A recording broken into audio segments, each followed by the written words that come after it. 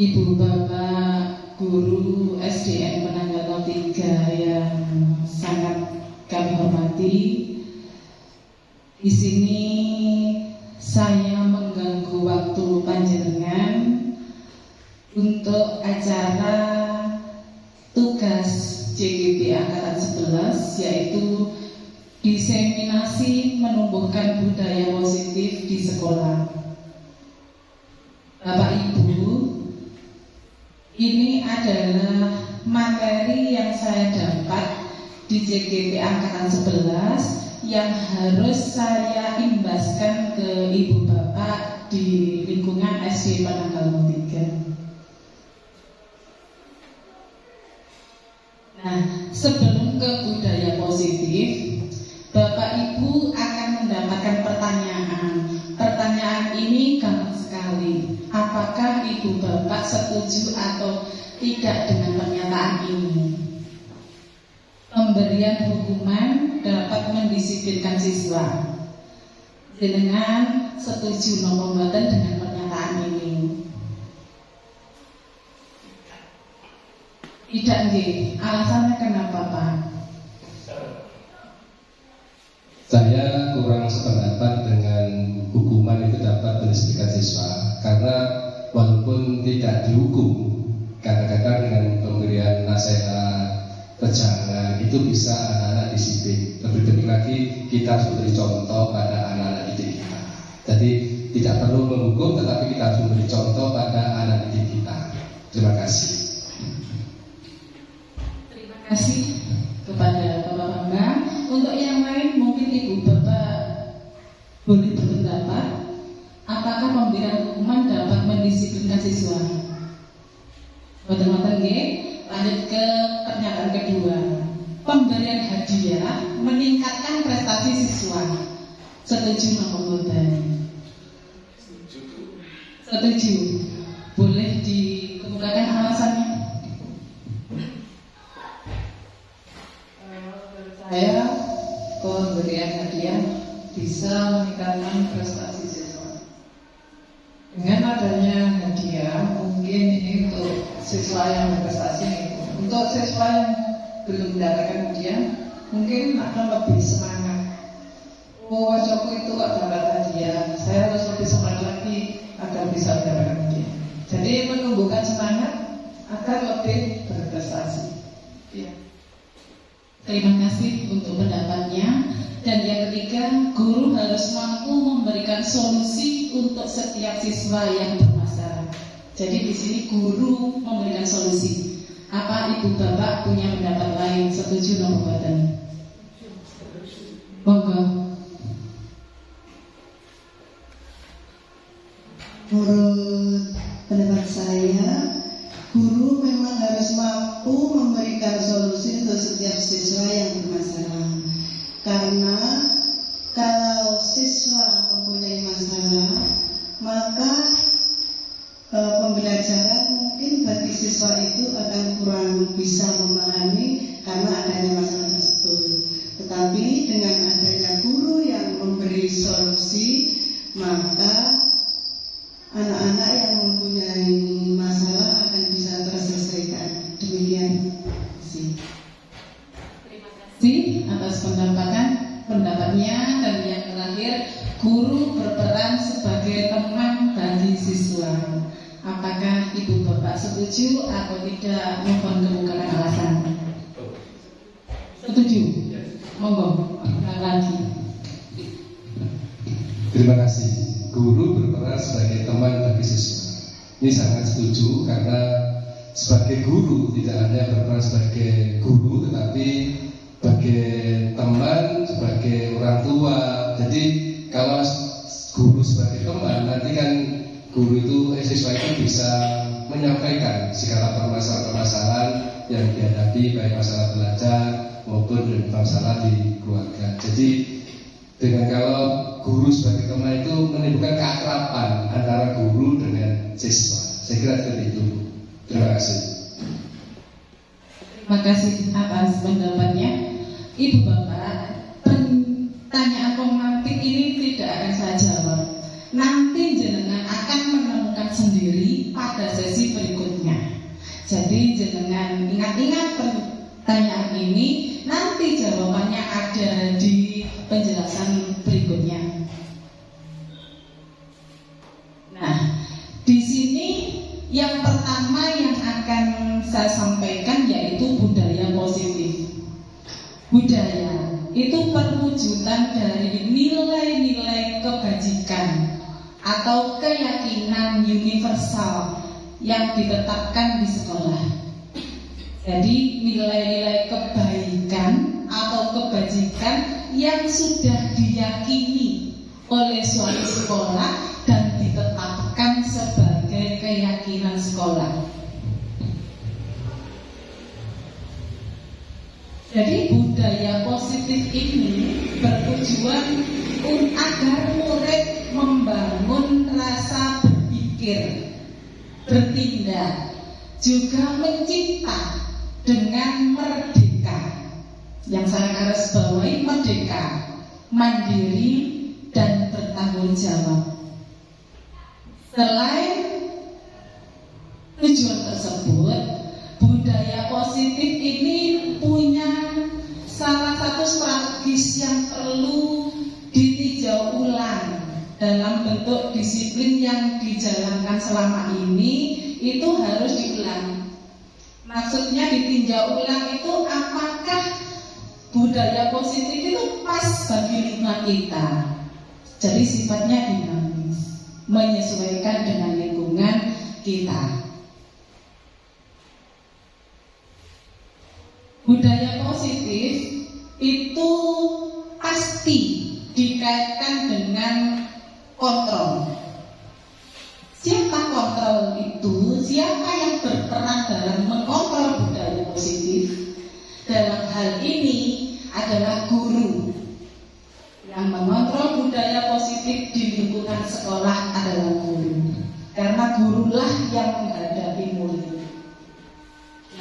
Dalam konsep budaya positif itu ada poin-poin inti yang harus saya sampaikan kepada ibu bapak sebagai perwujudan dari akhir tugas di modul 1. Budaya positif itu meliputi perubahan paradigma belajar, disiplin positif, nilai-nilai kebajikan, kebutuhan dasar manusia, motivasi perilaku manusia, posisi kontrol guru, keyakinan kelas dan sekolah, dan yang terakhir adalah segitiga restitusi.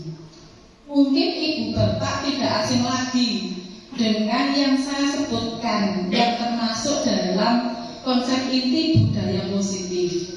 Mungkin hanya satu yang mungkin asing bagi panjenengan, yaitu segitiga restitusi. Saya juga baru mendapatkan pada saat pendidikan guru penggerak. Jadi kita sama-sama belajar. Inilah konsep inti dalam modul 1 tentang budaya positif. Nah, yang pertama yaitu perubahan paradigma baru. Sebelum ke perubahan paradigma baru, kadang kita berpikir tentang suatu hal yang kita yakini itu benar. Padahal kalau kita tinjau ulang berdasarkan teori kontrol menurut Dr. William Glaser, itu merupakan suatu miskonsepsi atau sebenarnya itu kurang tepat. Tapi biasanya kita yakini menjadi suatu yang benar, padahal itu miskonsepsi. Apa itu? Yang pertama, ilusi guru mengontrol murid. Sebenarnya itu tidak tepat. Yang kedua, ilusi bahwa semua penguatan positif efektif dan bermanfaat. Itu juga tidak benar. Yang ketiga, ilusi bahwa kritik membuat orang merasa bersalah itu dapat menguatkan karakter. Itu juga kurang tepat. Dan yang terakhir, ilusi bahwa orang dewasa memiliki hak untuk memaksa. Itu juga kurang tepat. berdasarkan teori kontrol yang dikemukakan oleh Dr. William Gleiser. Jadi selama ini, ternyata guru itu bukan pengontrol loh. Kenapa kok berpikiran seperti itu? Ini ternyata suatu ketidaktepatan menurut teori kontrol. Nah, sebenarnya apa pembelajaran dengan paradigma baru? Itu merupakan pembelajaran yang dirancang berdasarkan prinsip pembelajaran berdiferensiasi. Apa itu? Pembelajaran yang menuntun murid berdasarkan kebutuhannya. Tahap perkembangan sesuai teori psikologi modern untuk mewujudkan profil pelajar Pancasila. Jadi, paradigma baru yang sekarang dikatakan pembelajaran berdiferensiasi itu menuntun sesuai dengan kebutuhannya, mewujudkan profil pelajar Pancasila. Ini tabel stimulus respon dan teori kontrol. Tabel ini memuat tentang stimulus respon dan teori kontrol yang sesuai dengan Dr. William Gleiser tadi. Kita meyakini bahwa kebutuhan kita sama. Ternyata tidak loh. Realitasnya kebutuhan kita itu berbeda. Sama dengan anak-anak juga. Jadi kita memandang bahwa anak-anak butuhnya sama, pembelajarannya sama. Ternyata tidak. Yang kedua, semua orang melihat hal yang sama. Ternyata tidak. Ada sesuatu yang tersembunyi dari diri anak yang perlu kita gali, yang kadang melupakan bahwa anak-anak itu ternyata di dalamnya punya potensi-potensi yang wow. Yang ketiga, stimulus responnya, kita mencoba mengubah orang agar berpandangan sama seperti kita. Padahal kita itu harus memahami orang tersebut dengan sudut pandang berbeda. Yang selanjutnya, perilaku buruk dilihat sebagai suatu kesalahan. Padahal sesuai teori kontrol, semua perilaku itu ternyata punya tujuan. Meskipun itu kesalahan, pasti punya tujuan. Itu yang kita gali dari anak-anak kita. Yang selanjutnya, orang lain bisa mengontrol saya. Padahal hanya kitalah sendiri yang bisa mengontrol diri kita. Jadi bukan orang lain. Saya bisa mengontrol orang lain, ternyata kita tidak bisa mengontrol orang lain. Iya, betul. Jadi diri kita sendirilah yang bisa mengontrol kita sendiri. Selanjutnya, pemaksaan ada pada saat bujukan gagal. Apa itu? Jadi kita memaksa itu tidak boleh. Kenapa? Karena anak-anak punya hal yang terpendam yang kadang kita lupa untuk menggalinya.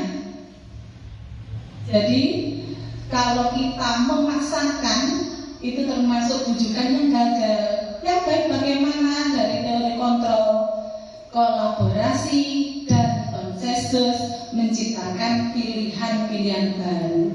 Jadi kita harus bekerja sama dengan anak, dengan siswa untuk menciptakan pilihan-pilihan baru.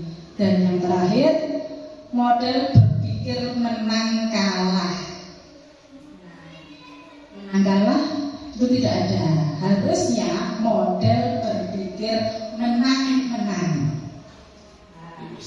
Apa itu maksudnya? Kita lanjut pada teori berikutnya.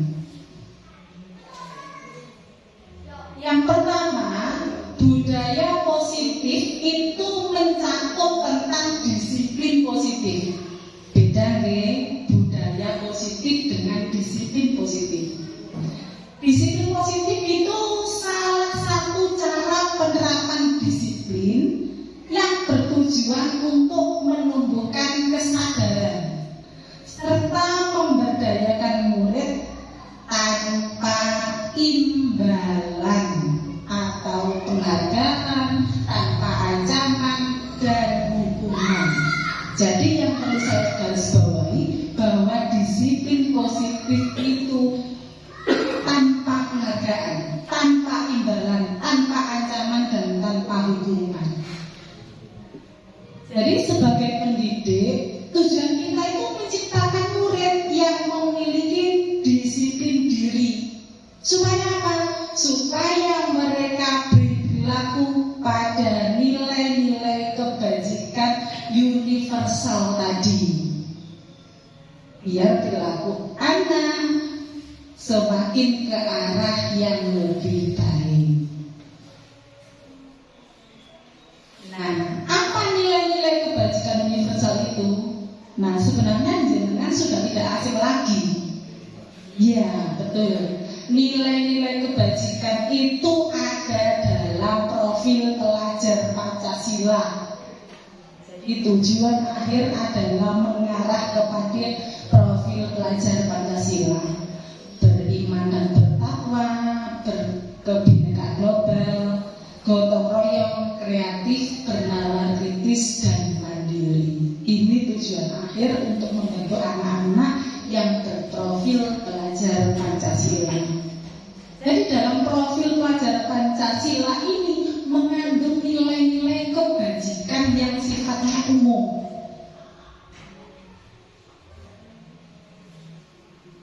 Nah, poin yang kedua, poin inti dalam budaya positif yaitu kebutuhan dasar manusia. Apa sih kebutuhan dasar manusia? Mungkin jenengan hanya berpatokan pada sandang, pangan, papan, ternyata tidak loh. Bukan itu, tapi bagian dari itu. Secara pengertian, segala sesuatu yang kita lakukan untuk mendapatkan apa yang kita inginkan, itu adalah kebutuhan dasar manusia.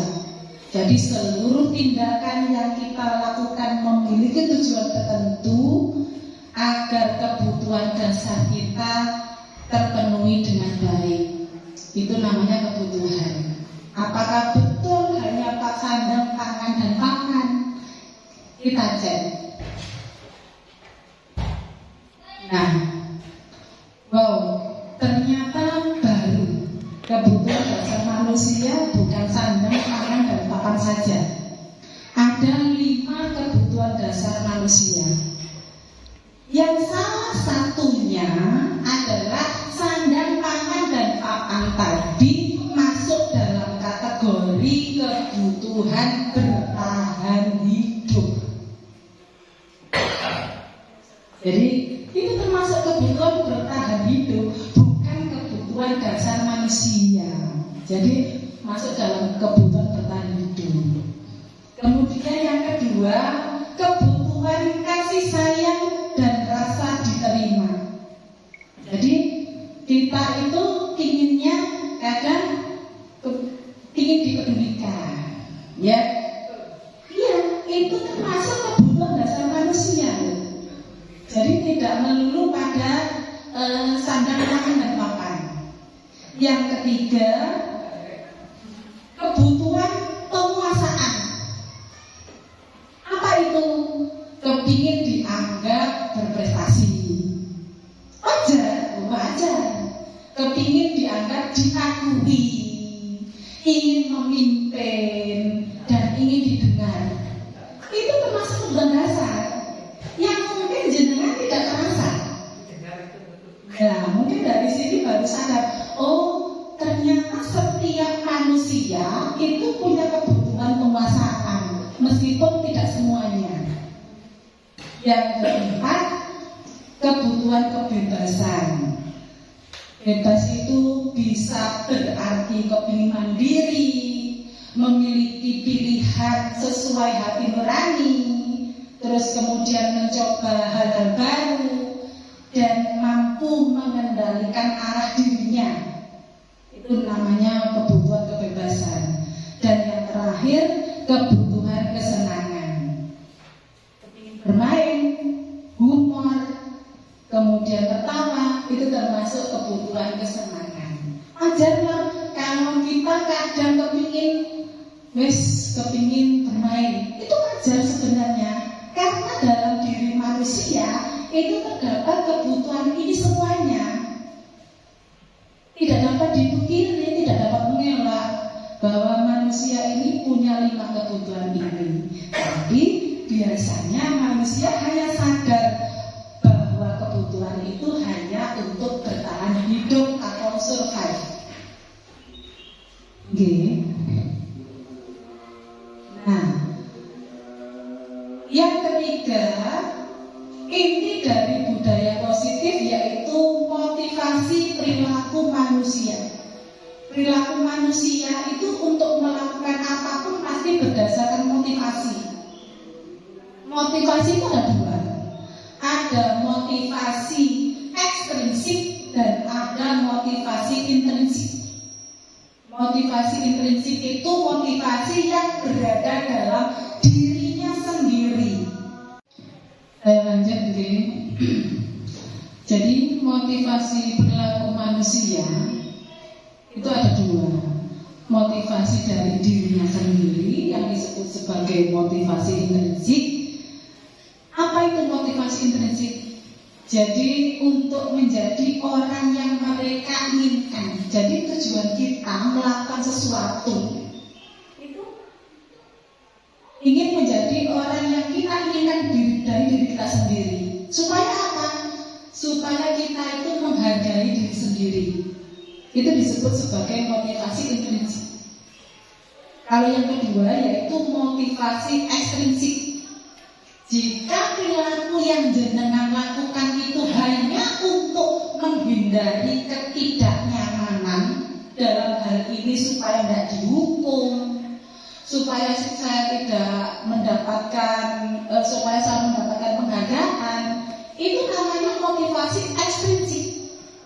Karena tujuannya bukan dari diri kita sendiri, tetapi hanya untuk mendapat penghargaan, hanya supaya tidak dihukum, supaya diperhatikan atasan, seperti itu. Jadi itu motivasi ekstrinsik, bukan dari dalam dirinya untuk melakukan itu.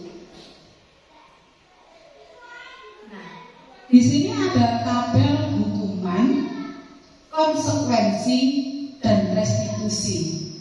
Pada tabel-tabel ini berupa hukuman atas sebuah tindakan, konsekuensi atas sebuah tindakan, dan restitusi.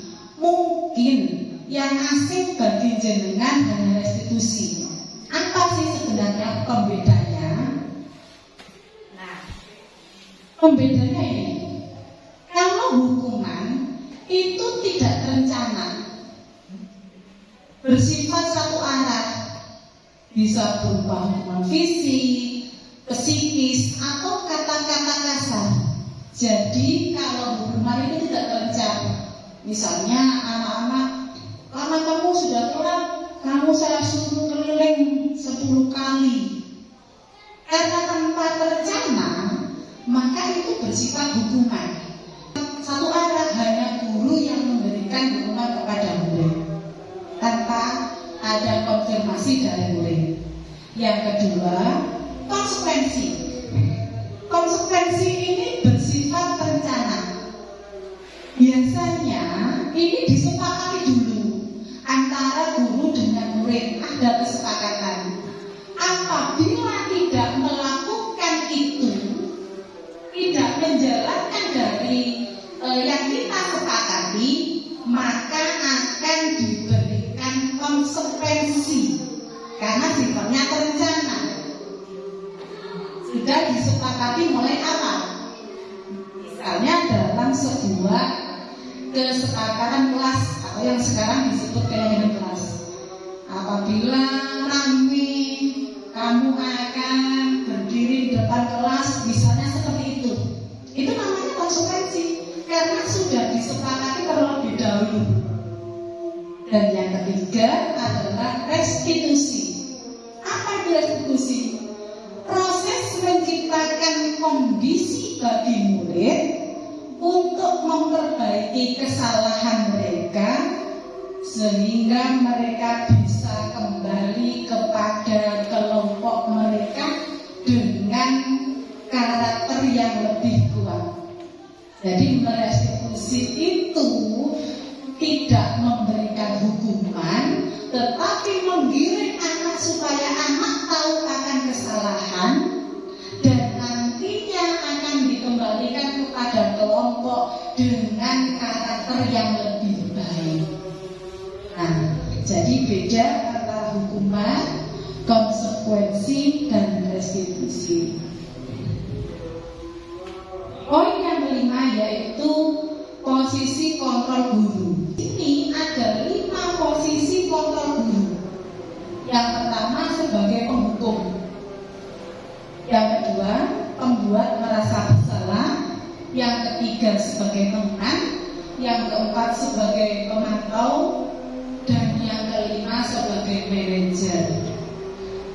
Ibu bapak, dalam kontrol posisi guru, jenengan kepada murid apabila murid bermasalah, itu kontrolnya sebagai apa kira-kira? Teman, adakah yang sebagai penghukum? Masih ada? Zaman sekarang nggak ada, kebanyakan teman, apa nih? Iya. Harusnya seandainya jenengan sekarang ini posisinya masih sebagai penghukum, sudah agak bergeser sedikit. Paling tidak jenengan sudah harus bergeser ke pembuat merasa bersalah. Memang tidak mungkin jenengan langsung sebagai manajer. Memang posisi manajer ini sangat ideal, Bapak Ibu. Nanti jenengan penjelasannya ada di belakang. Kenapa kok dikatakan ideal? Nah, monggo kita berkata diri. Seandainya kontrol jenengan kepada murid sekarang itu sebagai penghukum, mulai sekarang paling tidak bergeser kepada pembuat merasa bersalah. Apa bedanya? Kita cek bersama. Nah, ini adalah tabel mulai dari motivasi eksternal dan internal yang dikaitkan dengan 5 kontrol posisi guru. Misalnya, kalau guru itu sebagai penghukum, maka dia akan menghardik, menunjuk-nunjuk. Yes. Nah, itu berarti kontrol jenengan sebagai penghukum. Padahal itu disebut sebagai identitas gagal. Tidak ada sekarang itu kontrol posisi guru sebagai penghukum. Kalau guru sebagai pembuat orang merasa bersalah, kalau dalam hal ini siswa merasa bersalah, maka dia akan berceramah. Berceramah. Kalau menghukum kan ada hukuman sifatnya psikis, verbal dan sebagainya. Kalau membuat merasa bersalah, berarti di sini si guru berceramah menunjukkan kekecewaannya pada murid tersebut. Oh iso sile dan seterusnya. Kalau kontrol sebagai teman, namanya teman, berarti kita memposisikan diri sebagai teman murid tersebut. Contohnya seperti ini, membuat alasan-alasan untuk murid-muridnya. Lakukan untuk ibu ya, Le. Nah, itu sebagai teman. Lebih santai karena sebagai teman. Dan yang keempat yaitu sebagai pemantau. Pemantau itu kita tidak memberikan hukuman, tetapi siswa diarahkan pada kesalahannya itu apa. Pemantau. Dan yang terakhir ini yang ideal, yang bagus sebenarnya kita pada zaman sekarang itu harusnya menuju kepada kontrol sebagai manajer. Jadi mengajukan pertanyaan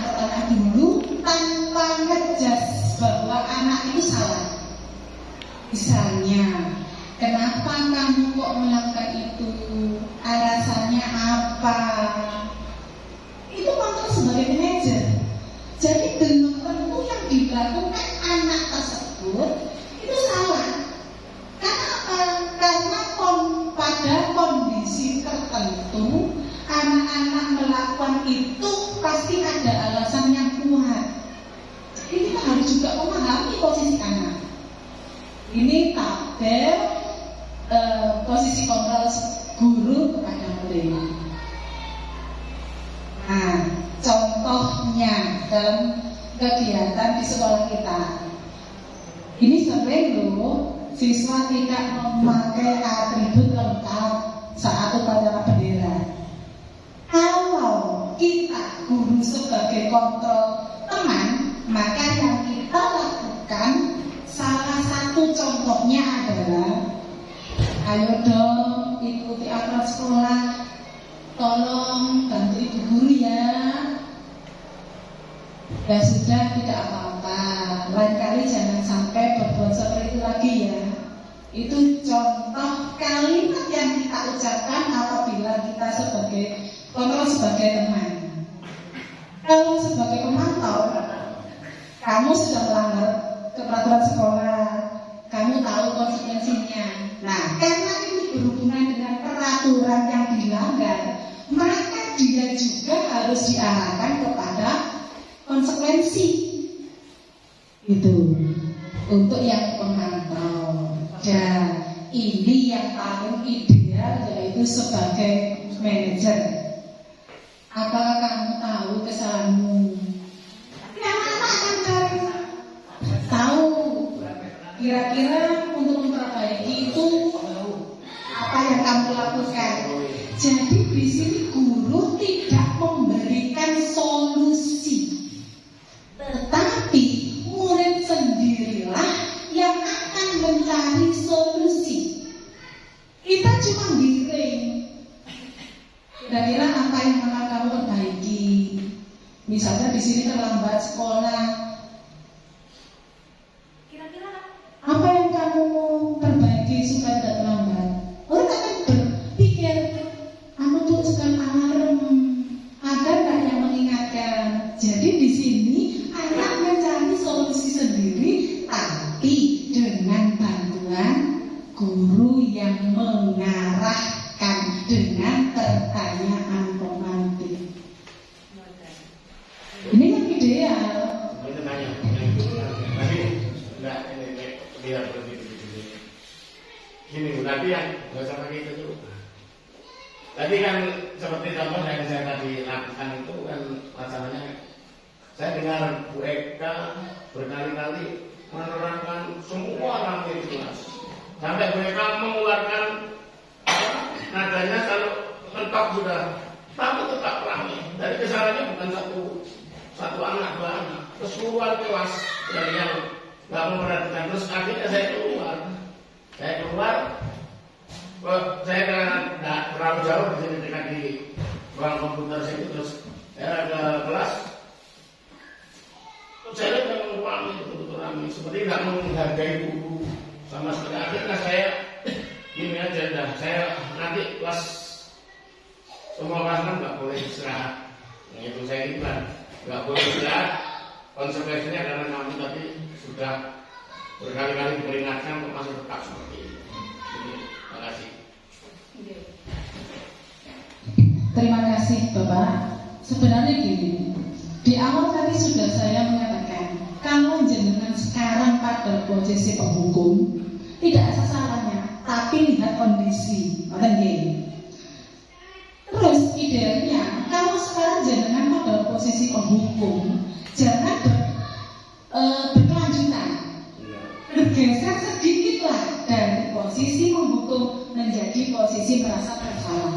Kalau dalam posisi jenengan tadi, kemungkinan menurut saya buat kesepakatan kelas yang nanti inspirasinya itu berdasarkan dari anak-anak, tapi dengan arahan guru. Misalnya kalau rame pada saat pelajaran rame dalam artian yang tidak ada hubungannya dengan pelajaran. Nanti konsekuensinya apa? Jadi anak-anak sudah tahu, oh kalau saya rame berarti nanti saya mendapatkan konsekuensi ini. Gitu. Itu yang perlu dipertegas lagi. Keyakinan kelas yang dibuat berdasarkan inspirasi dari anak-anak dengan panduan guru. Jadi anak-anak sendiri yang membuat keyakinan kelas itu. Kalau dari dia sendiri paling tidak, dia akan sadar bahwa keyakinan kelas itu memang harus dilaksanakan. Kalau tidak, konsekuensinya saya dapat ini. Seperti itu. Dan bisa saya tambahkan, motivasi intrinsik dari anak-anak itu kurang. Nah, nanti itu ada di penjelasan selanjutnya, yaitu tentang keyakinan kelas, ya Bapak. Nanti saya tambahkan untuk jawabannya.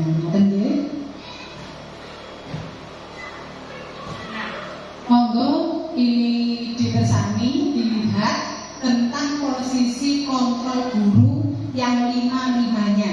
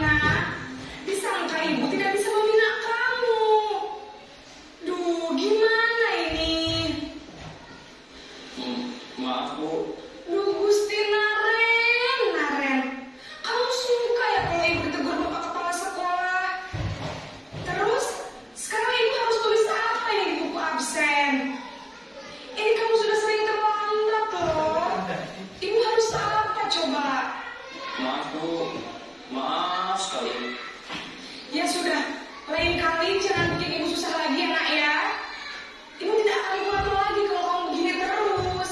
Bisa jantung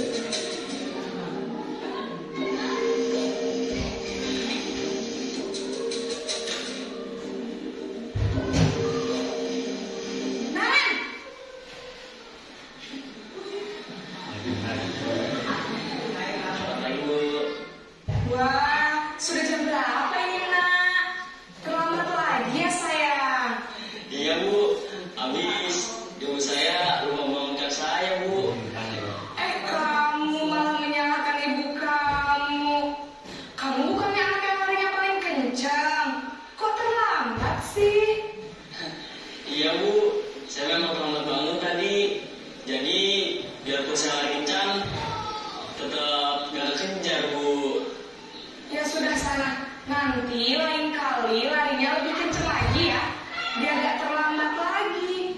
Bikin senang ibu, demi ibu. Bisa kan? Bisa lah, Bu. Ya sudah, sana masuk kelas. Ibu beresin urusan absen kamu. Kamu ini ada-ada saja.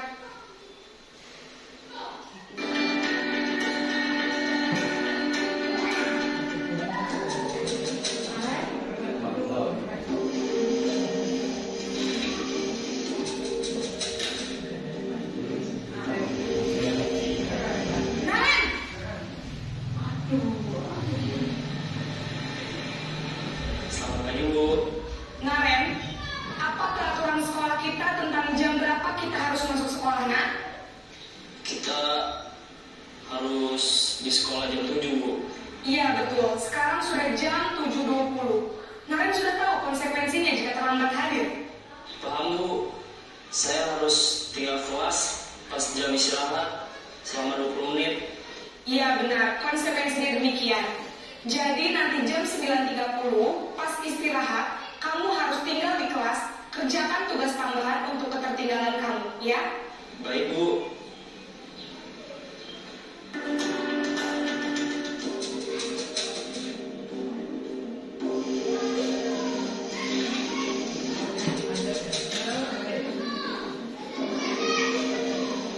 Naren!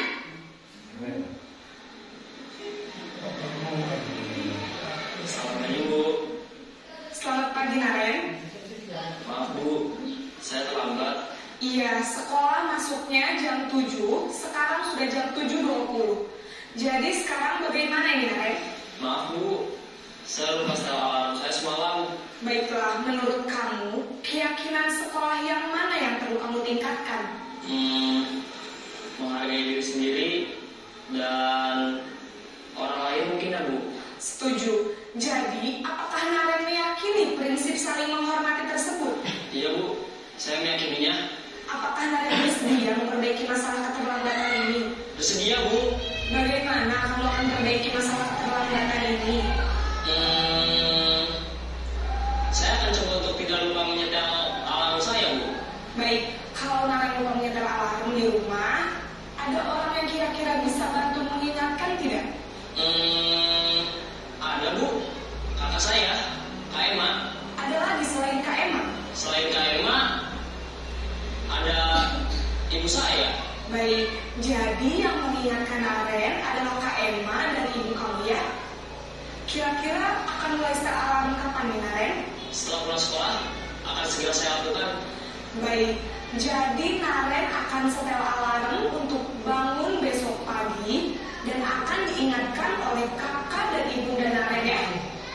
Ada lagi yang mungkin perlu dilakukan, Naren, agar tidak terlambat bangun lagi?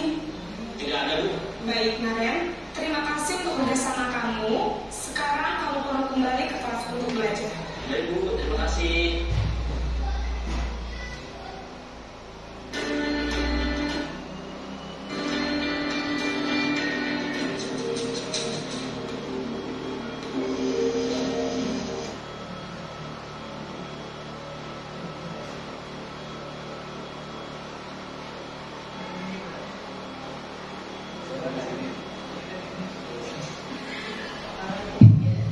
Nah, Ibu Bapak sudah menyaksikan salah satu contoh itu sebenarnya posisi kontrol guru. Ada yang sebagai penghukum, pembuat merasa bersalah, sebagai teman, pemantau, dan yang terakhir sebagai manajer. Itu salah satu contoh apa yang harus kita lakukan pada posisi sebagai teman. Itu salah satu contoh.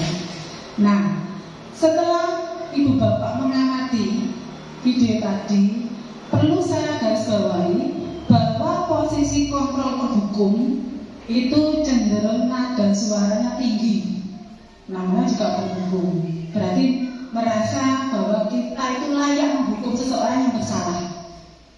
Atau melotot, menunjuk, menghadap, itu salah satu contohnya.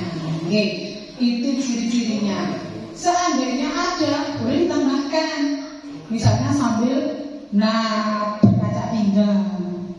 Ini hanya ciri-cirinya. Makan deh. Yang kedua,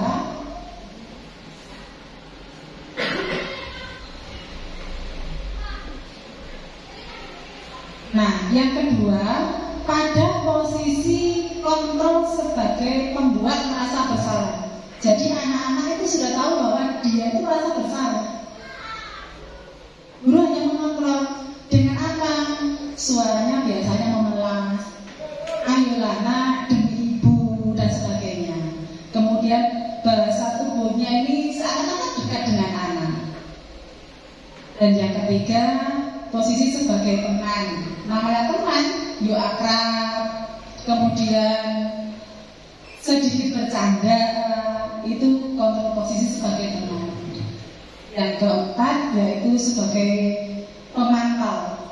Ini lebih ke arah kebijaksanaan karena nada suaranya datar, kemudian bahasa tubuhnya formal, selayaknya guru dan siswa. Yang terakhir, ini yang paling ideal, yaitu sebagai manajer. Bahasanya itu tidak kaku, kemudian nada suaranya juga tulus, mendekat pada murid, kemudian murid itu tahu kesalahannya dan tahu juga memposisikan dirinya, kemudian bisa ambil solusi dan dengan pendekatan dari posisi kontrol guru sebagai manajer. Nah, ini yang kita bahas, yaitu keyakinan kelas atau yang paling umum yaitu keyakinan sekolah.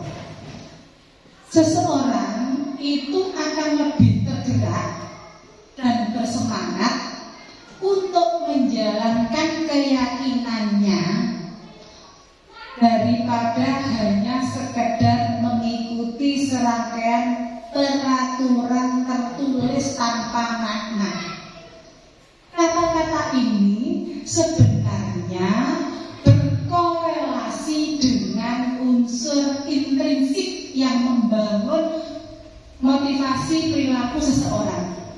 Jadi munculkan perilaku murid berdasarkan intrinsik dulu, maka dia akan meyakini untuk melaksanakan perilaku tersebut tanpa harus hanya sekedar mengikutinya saja. Jadi anak itu sadar dengan sendirinya. Jadi murid-murid pun demikian. Mereka perlu mendengarkan dan memahami arti sesungguhnya peraturan-peraturan itu. Jadi tumbuhkan bahwa anak-anak melakukan itu, melaksanakan peraturan itu. Kenapa sih? Tumbuhkan itu dari unsur intrinsik mereka sendiri, bukan hanya sekedar menjalankan perintah, menjalankan peraturan, takut akan hukuman. Kenapa? Karena ini sesuatu yang kita yakini kebenarannya, pasti kita akan melakukan tanpa ada pemaksaan. Sama dengan keyakinan kelas.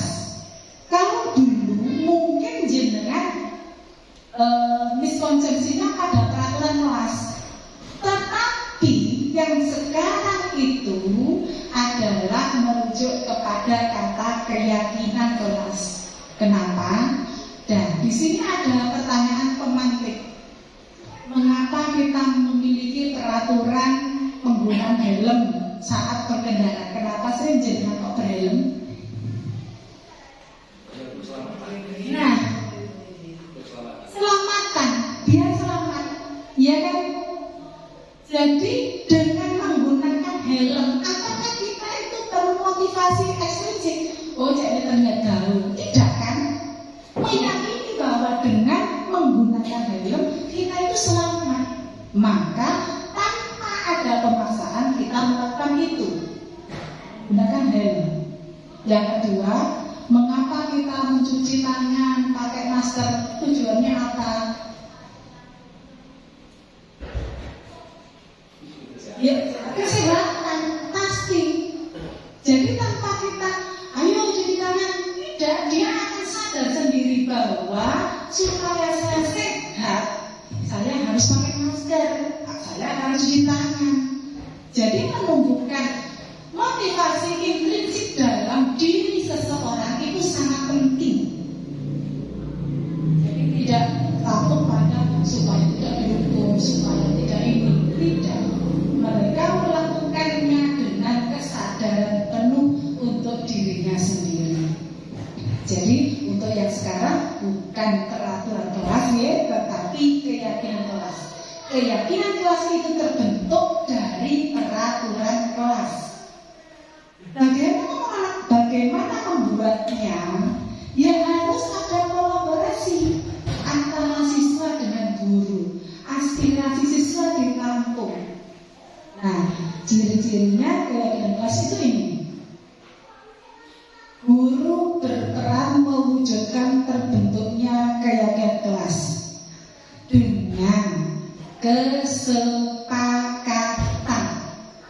Jadi harus ada kesepakatan. Tidak serta-merta guru memberikan dilarang nyontek, dilarang bermain di kelas. Tidak seperti itu.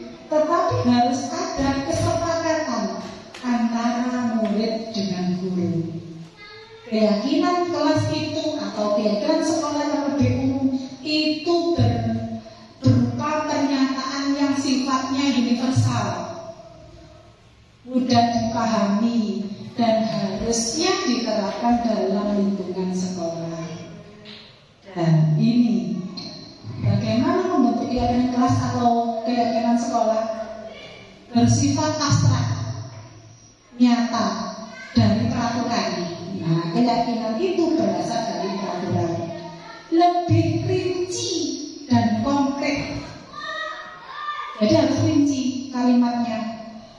Kemudian berupa pernyataan universal. Pernyataan keyakinan kelas senantiasa dibuat dalam bentuk positif. Maksudnya apa? Penggunaan kata yang positif itu akan memacu siswa untuk bersemangat melakukan. Jadi jangan menggunakan kata yang negatif. Contohnya apa? Dilarang buang sampah sembarangan. Kata dilarang itu kan sudah mengandung makna negatif. Jadi diubah saja kata dilarang dibuang, berarti menggunakan pernyataan positif menjadi membuang sampah di tempat sampah. Jadi penggunaan kata yang berkonotasi negatif itu harus dihilangkan pada pembentukan keyakinan kelas. Nah, selanjutnya keyakinan kelas itu jangan terlalu banyak. Kenapa? Biar terfokus. Anak-anak itu mudah memahami. Nggak usah terlalu banyak. Cukuplah maksimal paling banyak untuk di kelas tinggi 7, kelas rendah misalnya 5. Jadi anak-anak itu udah ingat apa yuk keyakinan kelas kita. Jadi jangan terlalu banyak. Kemudian semua warga kelas itu harus berkontribusi untuk membuat keyakinan kelas. Keyakinan kelas itu berasal dari murid dan guru yang bersepakat. Tidak berasal dari guru, tetapi harus disepakati bersama. Dan yang terakhir, bersedia meninjau kembali keyakinan kelas dari waktu ke waktu. Misalnya seperti sekarang tahun ajaran baru, di sini sudah ada keyakinan kelas tahun kemarin. Ya coba dimunculkan kepada anak-anak, apakah keyakinan kelas kita ini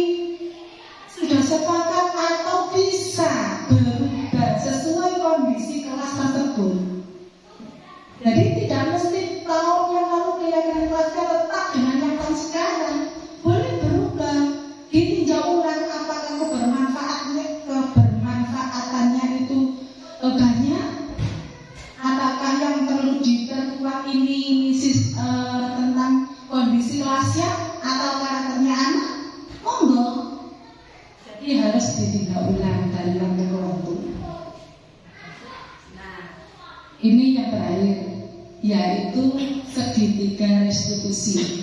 Di awal jenengan sudah mendengar kata segitiga restitusi. Bagi saya itu baru, mungkin bagi jenengan mungkin baru juga. Apa sih sebenarnya? Ini adalah dialog antara seorang guru dengan murid yang nantinya tujuannya adalah membentuk murid itu menjadi mandiri dan bertanggung jawab. Dalam segitiga restitusi itu ada 3 tahapan yang perlu dilakukan. Yang pertama, menstabilkan identitas. Jadi kalau anak ada yang bermasalah, membuat kesalahan, tugas kita yang pertama sesuai dengan langkah segitiga restitusi adalah menstabilkan identitas. Apa itu? Prinsip membuat kesalahan, bahwa kesalahan itu adalah proses dari pembelajaran. Kita salah boleh, tapi itu proses menjadi pendewasaan diri kita. Jadi itu proses belajar. Langkah menstabilkan identitas salah satunya yaitu bahwa kesalahan itu wajar loh. Setiap orang itu bahkan pernah melakukan kesalahan. Jadi kata-kata itu yang berfungsi menstabilkan identitas seseorang, menstabilkan dari siswa. Misalnya siswa melakukan kesalahan tidak memakai atribut lengkap. Tidak apa-apa, kamu tidak beratribut lengkap hari ini, kamu membuat kesalahan, itu wajar. Ya, supaya anak-anak, oh iya saya membuat kesalahan ini ternyata ada alasannya. Apa itu? Nah, ini yang kita gali. Setelah anak-anak stabil dalam mengenali dirinya sendiri, yang kedua yaitu validasi tindakan. Jadi validasi tindakan ini perilaku berupaya memenuhi kebutuhan tertentu. Kebutuhan apa? Yang anak-anak tidak terpenuhi dalam 5 kebutuhan dasar manusia. Kadang anak-anak di kelas itu kan ruame sendiri, ngomong sendiri. Ternyata anak-anak yang ngomong sendiri itu sebenarnya ada kebutuhan yang tidak terpenuhi. Makanya dia ngomong sendiri. Kepingin diperhatikan ternyata.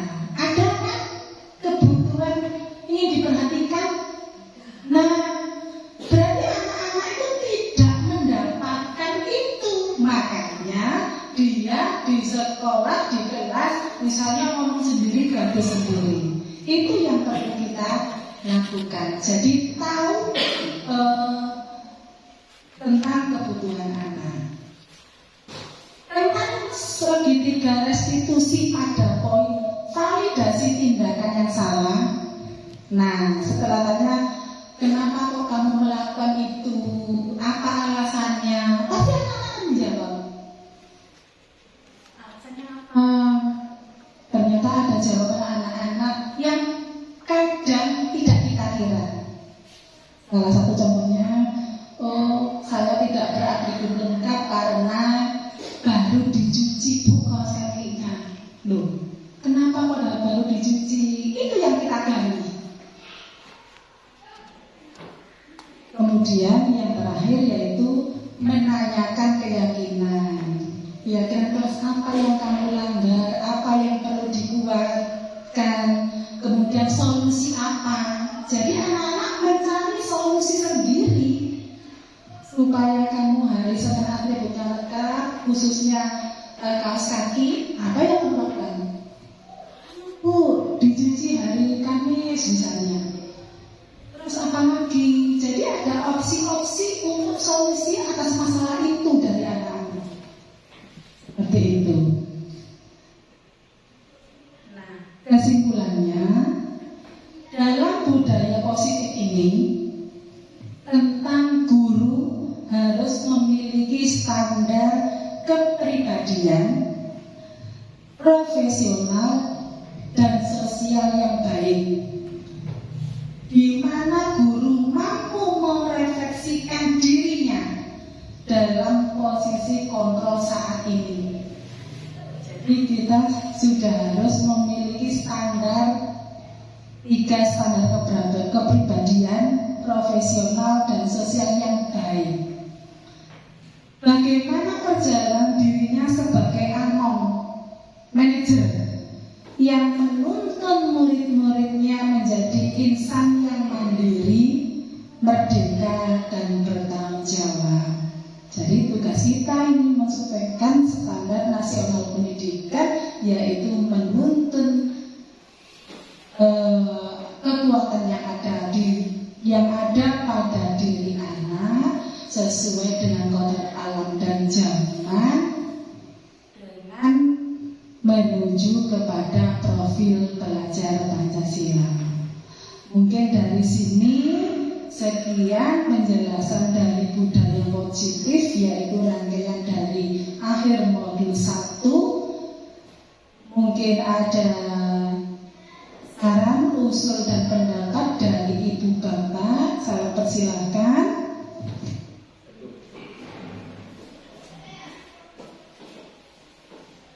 Terima kasih. Saya ingin menanyakan, budaya positif ini kan harus diterapkan dalam lingkungan sekolah. Ya. Terus, apakah ada hambatan dalam menerapkan budaya positif ini dalam lingkungan sekolah? Terus yang kedua, tentang keyakinan kelas. Keyakinan kelas ini juga harus dilaksanakan dalam lingkungan sekolah. Apakah bisa, Bu Wiwi, keyakinan kelas ini juga dilaksanakan dalam lingkungan keluarga? Terima kasih. Assalamualaikum warahmatullahi wabarakatuh. Terima kasih. Yang pertama tantangannya, Pak. Karena ini berhubungan dengan karakter anak, kemudian berhubungan dengan banyak orang, pemangku kepentingan yang ada di wilayah sekolah.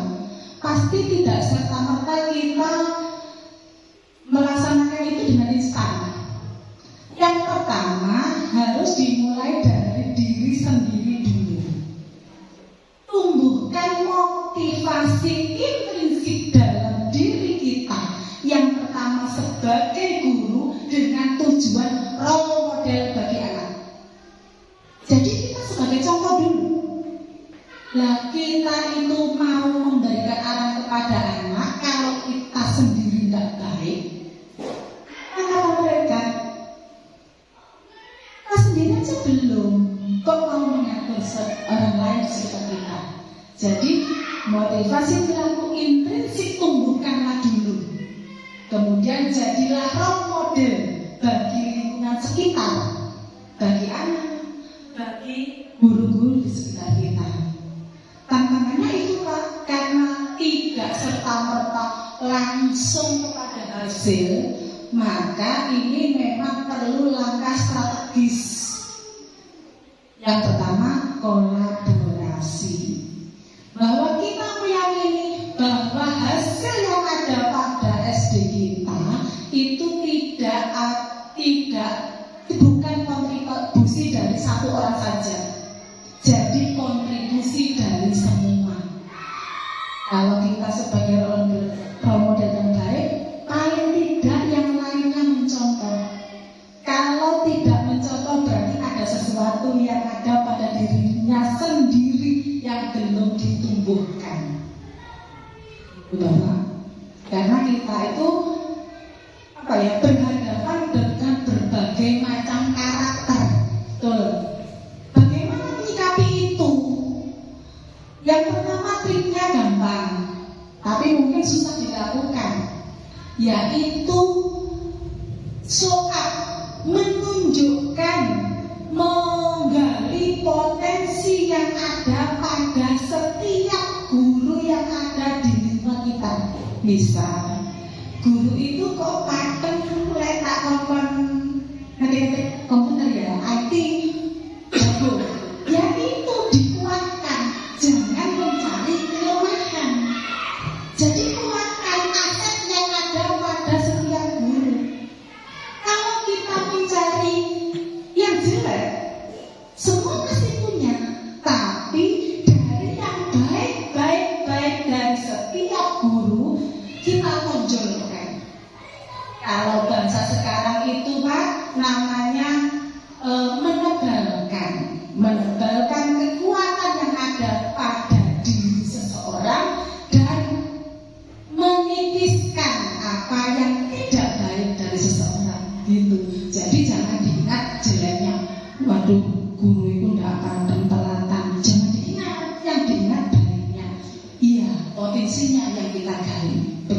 Untuk yang lain mungkin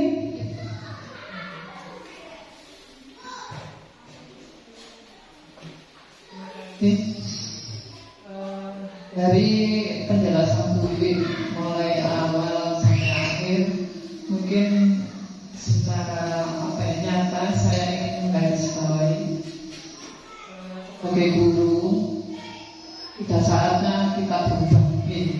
Mulai sekarang sampai seterusnya, mungkin seorang guru itu memang harus ramah, sabar, bisa juga harus kalem. Kita buang yang marah-marah seperti dulu. Oke. Karena dengan adanya kita sabar, karena mungkin anak-anak lebih dekat ke kita. Karena kalau kita dekati sudah merasa nyaman. Oke. Nah, dengan adanya itu kita sebagai guru harus pandai-pandai tadi menumbuhkan motivasi yang diharapkan agar dapat merubah ke anak-anak bisa menyadari atau kesadaran diri untuk berubah lebih baik. Terima kasih, mungkin itu. terima kasih Bu Sri atas saran, usul dan pendapatnya. Memang betul. Jadi yang pertama bisa saya simpulkan bahwa tumbuhkan motivasi intrinsik dalam diri kita. Kalau dalam diri kita itu sudah tumbuh motivasi intrinsik, maka sesuatu yang kita yakini maka akan kita laksanakan.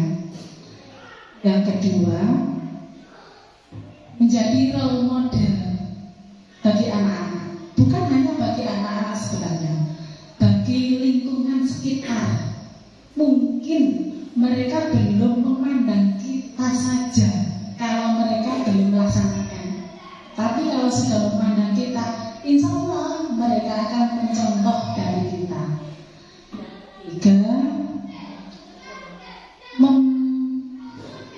menerapkan budaya positif yang isinya adalah keyakinan kelas, persediaan institusi, paradigma baru, kemudian posisi kontrol, itu bisa terlaksana apabila kita bekerja sama atau berkolaborasi. Saya tidak ada apa-apanya tanpa jenengan. Tidak bisa berjalan sendiri menghasilkan sesuatu yang baik tanpa dukungan panjenengan. Begitu nggih. Mungkin dari saya cukup sekian. Mohon maaf apabila ada kata yang kurang berkenan di hati Ibu Bapak. Akhir kata, wabillahi taufiq wal hidayah. Wassalamualaikum warahmatullahi wabarakatuh.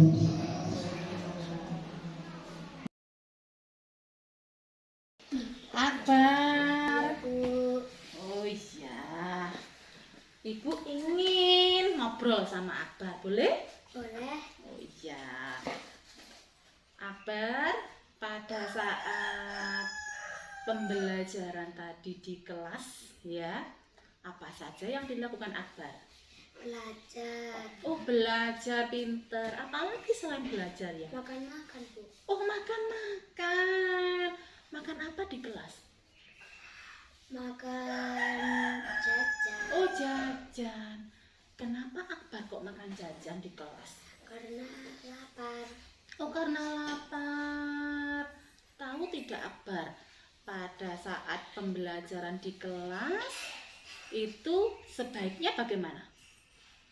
Tidak makan-makan. Oh iya, tidak makan-makan. Menurut Akbar, pada saat Akbar makan di kelas pada saat pembelajaran itu merupakan kesalahan apa tidak? Kesalahan. Oh, kesalahan. Berarti Akbar merasa itu bersalah ya? Iya. Oh iya, tidak apa-apa. Wajar seorang itu pernah melakukan kesalahan. Anak-anak, orang lain juga pernah melakukan kesalahan. Ya. Nah, pada saat pembelajaran Akbar makan di kelas. Sebenarnya Akbar masih ingat tidak tentang keyakinan kelas kita? Ingat. Oh, ingat. Coba apa saja ya? Membuang sampah di tempat sampah. Pinter.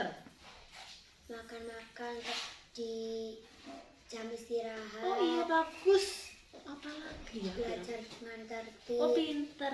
Dari 3 yang Akbar ingat, berarti keyakinan kelas kita apa yang dilanggar oleh Akbar? Makan-makan di dalam kelas. Oh, makan-makan di dalam kelas. Padahal keyakinan kita pada saat istirahatlah kita makan, iya kan? Iya. Iya. Berarti Akbar sudah melanggar keyakinan kelas kita. Ya. Terus apa yang dilakukan Akbar supaya Akbar tidak melanggar keyakinan kelas kita? Membawa bekal. Membawa bekal, iya pinter membawa bekal. Kalau memang tidak ada waktu untuk sarapan, sarapannya dibuat bekal ke sekolah. Jadi Akbar boleh makan di sekolah pada saat jam istirahat atau sebelum masuk. Ya. Iya. Terus yang lain lagi, apalagi ya selain membawa bekal yang dilakukan Akbar supaya tidak lapar? Sarapan. Pinter sarapan. Jadi Akbar harus sarapan dulu sebelum berangkat ke sekolah. Ya. Iya. Supaya ada waktu, bangunnya harus lebih Awal. pinter, lebih awal. Jadi keyakinan kelas yang sudah dilanggar oleh Akbar harusnya diperbaiki di kedepannya. Ya. Iya. Terus Akbar kepinginnya ke depannya apakah seperti itu? Nah, Tidak. Apa yang ingin Akbar lakukan? mau